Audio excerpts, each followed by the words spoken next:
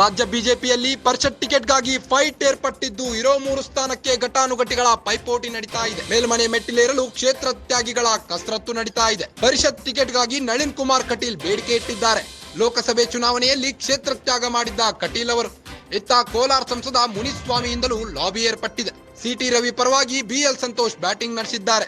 ಮತ್ತೊಂದೆಡೆ ಮಾಧುಸ್ವಾಮಿಗೆ ಟಿಕೆಟ್ ಬಹುತೇಕ ಫಿಕ್ಸ್ ಅಂತಿದ್ದಾರೆ. ದೊಡ್ಡವರ ಲಾಬಿಯಿಂದ ಹೊಸಬರಿಗೆ ಭಾರಿ ನಿರಾಸೆ ಉಂಟಾಗಿದ್ದು ನಟಿಯರಾದ ಶ್ರುತಿ, ಮಾಳ್ವಿಕಾ, ತಾರಾಗೂ ಟಿಕೆಟ್ ಡೌಟ್ ಅಂತಿದ್ದಾರೆ.